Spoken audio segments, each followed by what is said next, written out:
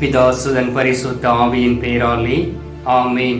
ஆண்டவர் உங்களோடு இருப்பாராக, உம் ஆன்மாவோடும் இருப்பாராக. புனித யோவான் எழுதிய பரிசுத்த நற்செய்தியிலிருந்து வாசகம். ஆண்டவரே உமக்கு மகிமை. அதிகாரம் 3, இறை வார்த்தை 34. கடவுளால் அனுப்ப பெற்றவர் கடவுளின் வார்த்தைகளை பேசுகிறார். கடவுள் அவருக்கு தம் ஆவிக்குரிய கொடைகளை அளவின்றி கொடுக்கிறார். கிறிஸ்துவின் வாழ்வு தரும் நற்செய்தி. கிறிஸ்துவே உமக்கு புகழ்.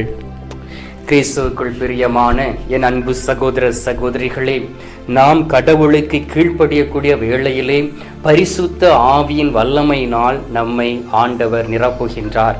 அன்பார்ந்தவர்களே, நாம் பரிசுத்த ஆவியினால் நிரப்பப்பட்டு விட்டோம் என்றால் பரிசுத்த ஆவியின் கொடைகளையும் வரங்களையும் ஆண்டவர் நமக்கு கொடுப்பார். ஆனால் பரிசுத்த ஆவியினை பெற்றுக்கொண்ட நாம் அந்த பரிசுத்த ஆவியினால் நிரப்பப்படாமல் இருக்கின்றோம்.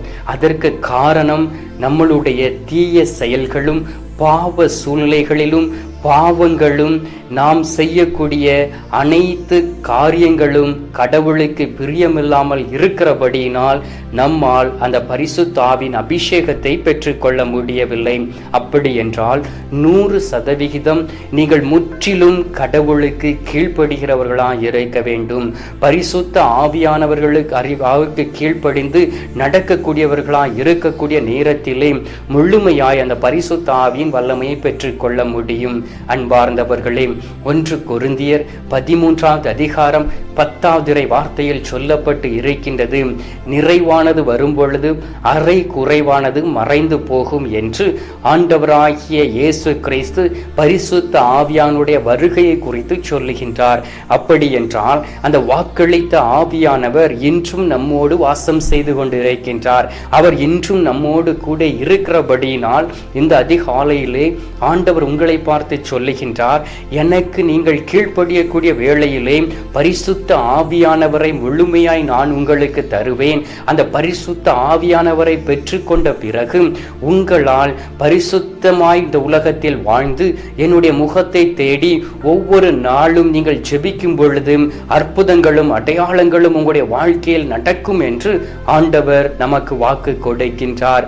அன்பார்ந்தவர்களே, 1 பேதுரு 5வது அதிகாரம் 7வது இறை வார்த்தையில் சொல்லப்பட்டு இருக்கின்றது, ஆண்டவருடைய வல்லமை மிக்க கரத்தின் கீழ் உங்களை தாழ்த்துங்கள், ஏற்ற காலத்தில் ஆண்டவர் உங்களை உயர்த்துவார் என்று.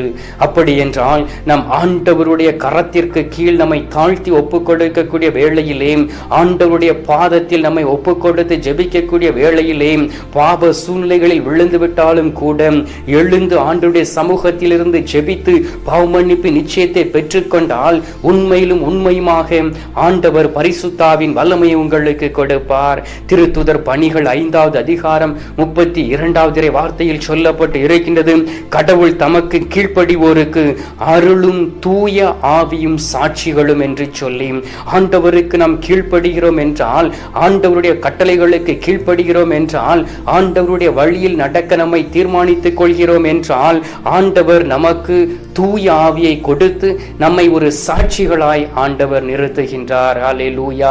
ஆம் அன்பார்ந்தவர்களே, ஆண்டவர் எப்படிப்பட்டவர் என்று அவரை நாம் சுவைத்து பார்த்தால் மட்டுமே அவருடைய செயல்பாடுகளும் அவருடைய வழிமுறைகளையும் நாம் அறிந்து கொள்ள முடியும். அதைத்தான் இந்த நாளில் நற்செய்தியில் வாசிக்க கேட்டோமே. கடவுளால் அனுப்ப பெற்றவர் கடவுளின் வார்த்தையை பேசுவார். ஆண்டவரால் அனுப்பப்பட்டவர் நம் ஆண்டவராகிய இயேசு கிறிஸ்து. கடவுள் அவருக்கு தம் ஆவிக்குரிய கொடைகளை கொடுத்தது போல் இந்த நாளில் உங்களுக்கும் அவர் தருவார். அதைத்தானே அவர் வாக்கு ஆக சொல்லிவிட்டு போனார் தன்னுடைய சீடர்களிடம். திருத்துதர் பணிகள் 1வது அதிகாரம் 8வது இறை வார்த்தையில் சொல்லப்பட்டு இருக்கின்றது, நீங்கள் எருசலேமில் இருங்கள், நீங்கள் எங்கும் செல்ல வேண்டாம், ஏனென்றால் உங்களை விட்டு இதோ நான் தந்தையிடம் செல்லுகின்றேன். உங்களுக்காக தந்தையிடம் பேசி அந்த பரிசுத்த ஆவியானவர் வரக்கூடிய நேரத்திலே நீங்கள் வல்லமை பெற்று எருசலேம், யூதா மற்றும் எல்லா இடங்களிலும் சென்று என்னுடைய வார்த்தைகளை அறிவிப்பீர்கள் என்று சொல்லி பரிசுத்த ஆவியானவர் பெந்தைக்கோஸ்தே நாளன்று 120 பேர் மேலும் அக்னி சுவாலையாய் வந்து இறங்கினாரே. அதே பரிசுத்த ஆவியானவர் உங்களுக்கு வேண்டும் என்று உங்களுடைய உள்ளத்தில் ஒரு தாகம் இருக்குமே என்றால் ஆண்டவருக்கு முற்றிலும் நீங்கள் கீழ்ப்படியக்கூடியவர்களாய் இருக்க வேண்டும். அப்பொழுதுதான் அந்த பரிசுத்த ஆவியானவருடைய பலத்தை பெற்றுக் கொள்ள வேண்டும். தாழ்ச்சியோடு கேட்க வேண்டும், தாழ்ச்சியோடு கடவுளுக்கு முன்பாக நடக்க வேண்டும். பிலிப்பியர் 2:8 சொல்லப்பட்டு இருக்கின்றது, சாவை ஏற்கும் அளவுக்கு, அதுவும் சிலுவை சாவை ஏற்கும் அளவுக்கு ஆண்டவராகிய இயேசு கிறிஸ்து தன்னை முழுவதும் தாழ்த்தி கொண்டார். எனவே நாம் இந்த நாளில் ஆண்டவருக்கு முன்பாக தாழ்த்தக்கூடிய வேளையிலே, ஆண்டவருடைய வழியில் நடக்க நம்மை அர்ப்பணிக்கக்கூடிய நேரத்திலே, ஆண்டவருடைய வார்த்தைகளுக்கு செவி கொடுத்து முற்றிலுமாய் நம்மை ஆண்டவருடைய பாதத்தில் அர்ப்பணிக்கக்கூடிய நேரத்திலே ஆண்டவர் அந்த பரிசுத்த ஆவியானவரை நமக்கு கொடுப்பார். எருசலேமில் எவ்வாறு இருந்து அவர்கள் இந்த பரிசுத்த ஆவியானவரை பெற்றுக் கொண்டார்களோ அதே போல் பரிசுத்த ஆவியானவரை பெற்றுக்கொள்ள முடியும். அப்படி என்றால் ஒரு மனிதன் கடவுளுக்கு கீழ்ப்படிவதை நாம் எப்படி கண்டுகொள்ள முடியும்? அன்பார்ந்தவர்களே, கலாத்தியர் 5வது அதிகாரம் 24, 22, 23, 24வது இறை வார்த்தைகளை வாசித்து பாருங்கள். அதில் சொல்லப்பட்டு இருக்கின்றது, பாவத்தை பற்றியும் பரிசுத்த ஆவியானவருடைய கனிகளை பற்றியும். ஒரு மனிதரிடம் பரிசுத்த ஆவியான கனிகள் இருக்குமே என்றால் அவன் கடவுளுக்கு கீழ்ப்படிந்து நடக்கக்கூடிய ஒரு சகோதரனாக, ஒரு சகோதரியாக முற்றிலும் வாழ முடியும் என்பதை நம்மால் அறிந்து கொள்ள முடியும். எனவே இந்த நாளிலும் நாம் ரட்சிக்கப்படுவதற்கு பரிசுத்த ஆவியானுடைய அபிஷேகம் தேவைப்படுகின்றது. நாம் பெருகுவதற்கு பரிசுத்த ஆவியின் வல்லமை தேவைப்படுகின்றது. நாம் ஆசீர்வாதமாய் வாழ்வதற்கு பரிசுத்த ஆவியானுடைய வல்லமை பெற நாம் தேவைப்படுகின்றது. அதே போல் நாம் நீதிமான்களாய் மாற்றப்படுவதற்கு, நேர்மையோடு வாழ்வதற்கு பரிசுத்த ஆவியானுடைய வல்லமை தேவைப்படுகின்றது. நாம் பாதுகாப்போடும் தூய்மையோடும் இருப்பதற்கு பரிசுத்த ஆவியானுடைய வல்லமையும் பலமும் நமக்கு தேவைப்படுகின்றது. எனவே எல்லாவற்றிற்கும் காரணமாய் இருக்கக்கூடிய நம் ஆண்டவராகிய இயேசு கிறிஸ்துவை இதோ நற்கருணையில் பார்த்து கொண்டு இருக்கக்கூடிய நாம் அவரிடம் ஜெபிக்கக்கூடிய நேரத்திலே பரிசுத்த ஆவியானுடைய வல்லமையும் பலத்தையும் பெற்று நாமும் ஒரு சாட்சியாக இருக்க முடியும். கடவுளும் ஒவ்வொரு நாளும் நம்மை உயர்த்துவார். எனவே அன்பார்ந்தவர்களே, சிறிது நேரம் கண்களை மூடி என்னோடு இணைந்து ஜெபிப்பீர்களா? நாம் ஜெபிக்கக்கூடிய வேளையிலே ஆண்டவர் தரக்கூடிய அந்த பரிசுத்தாவின் அபிஷேகத்தை பெற்றுக்கொள்ள முடியும். கண்களை மூடுவோம், கரங்களை குவித்து நம் ஆண்டவரை நோக்கி ஜெபிப்போம். எங்கள் பரலோக தந்தையே, இயேசு கிறிஸ்துவை தூய நல் ஆவியே, தந்தை, இந்த அருமையான காலை பொழுதிற்காகவும் இந்த நாளுக்காகவும் நன்றி சொல்லி உம்மை துதிக்கிறோம் சுவாமி. இந்த நாளிலே நீர் எங்களுக்கு வாக்கு கொடுத்தீரே, இதோ பரிசுத்த ஆவியானுடைய கொடைகளை அளவின்றி கொடுப்பேன் என்று சொல்லி. ஆம் தகப்பனே, நீர் வாக்கு கொடுத்த தெய்வம். இந்த உலகத்தை விட்டு கடந்து செல்லக்கூடிய வேளையிலே உம்முடைய சீடர்களுக்கு வாக்கு கொடுத்து பரிசுத்த ஆவியின் வல்லமையும் அபிஷேகத்தை நீர் அவர்களுக்கு பெற்றுக் கொடுத்தீரே தந்தையிடம் இருந்து. அதே போல் தகப்பனே, உமக்கு கீழ்ப்படிந்து நாங்கள் நடக்கக்கூடிய வேளையிலே அதே ஆசீர்வாதங்களை இந்த நாளில் பெற்றுக்கொள்வோம் என்று நாங்கள் நம்புகிறோம். அப்பா தந்தையே, ஒவ்வொரு நாளும் உமக்கு கீழ்ப்படிவதற்கான அந்த வார்த்தைகளை எங்களுக்கு கொடுக்கக்கூடிய நேரத்திலே ஆண்டவரை முற்றிலும் கடைபிடிக்கக்கூடிய பிள்ளைகளாய் எங்களை மாற்றிட வேண்டுமாய் உம்மை நோக்கி ஜெபிக்கிறோம். அப்பா தந்தையே, எவ்வாறு திருமுழுக்கு யோவான் உம்மை நோக்கி சொன்ன நேரத்திலும் மக்களிடம் சொல்லக்கூடிய நேரத்திலும் கூட அவரது செல்வாக்கு பெருக வேண்டும், எனது செல்வாக்கு குறைய வேண்டும் என்று சொல்லி உம்மை உயர்த்தியது போல் ஒவ்வொரு நாளும் செல்கின்ற இடங்களெல்லாம் உம்மை பெருமைப்படுத்தக்கூடிய பிள்ளைகளாய் நாங்கள் மாற வேண்டுமாய் உம்மை நோக்கி ஜெபிக்கிறோம் சுவாமி.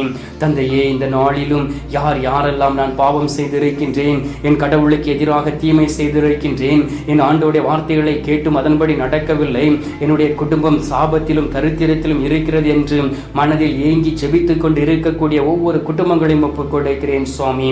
அவருடைய குடும்பங்களில் உள்ள தரித்திரம் மாறுவனவாக, ஆண்டவரே பாவ பழக்க வழக்கங்கள் மாறுவனவாக, பாவ சூழ்நிலைகள் மாறும்படியாக ஜெபிக்கிறேன். ஆண்டவரே, மனம் போன வாழ்க்கை வாழ்ந்து விடாதபடி, தாறுமாறான வாழ்க்கை வாழ்ந்து விடாதபடி பரிசுத்த ஆவியானவர் தாமே அவர்களுக்கு கேடயமாய் இருந்து வழிநடத்த வேண்டுமாய் நோக்கி ஜெபிக்கிறேன் சுவாமி. இந்த கத்தோலிக்க காணொளியின் வழியாக அதிகாலையிலே உம்மை நோக்கி ஜெபிக்கக்கூடிய ஒவ்வொரு குடும்பங்களையும் ஆசீர்வதிப்பீராக, ஒவ்வொரு பிள்ளைகளையும் ஆசீர்வதியும் சுவாமி. அவர்களுக்கும் பரிசுத்தாவின் பலத்தை கொடுத்து எவ்வாறு உமது வார்த்தைகளை வாசிக்க வேண்டும் என்பதை என்பதை கற்றுக் கொடுக்கும்படியாக ஜெபிக்கிறேன் சுவாமி. தந்தை, இந்த அதிகாலையிலே நீர் எங்களுடைய ஜெபங்களை கேட்டிருக்கின்றீர். ஒவ்வொரு பிள்ளைகளையும் தொட்டு ஆசீர்வதித்திருப்பதற்காக உமக்கு ஸ்தோத்திரம், ஸ்தோத்திரம், ஸ்தோத்திரம். மீட்பெரும் இரட்சகருமான இயேசுவின் திருக்கரத்தில் ஒப்புக் கொடுத்து எங்கள் தாய் கன்னிமரியாள் வழியாக ஜெபிக்கின்றோம் எங்கள் நல்ல தந்தையே, ஆமென். பரலோகத்தில் இருக்கிற எங்கள் பிதாவே, உம்முடைய நாமம் அர்ச்சிக்கப்படுவதாக. உம்முடைய ராஜ்யம் வருக. உம்முடைய சித்தம் பரலோகத்தில் செய்யப்படுவது போல பூலோகத்திலும் செய்யப்படுவதாக.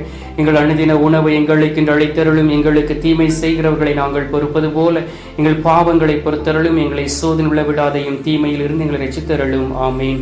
அருள் நிறைந்த மரியே வாழ்க, கர்த்தர் உடனே பெண்களுக்குள் ஆசீர்வதிக்கப்பட்டவள் நீரே. உம்முடைய திருவயிற்றின் கனியாகிய இயேசுவும் ஆசீர்வதிக்கப்பட்டவரே. அஜிஷ்ட மரியே, சர்வேசுடைய மாதாவே, பாவிகளாக இருக்கிற எங்களுக்காக எப்பொழுதும் எங்கள் மரண நேரத்திலும் வேண்டிக் கொள்ளும். ஆமீன்.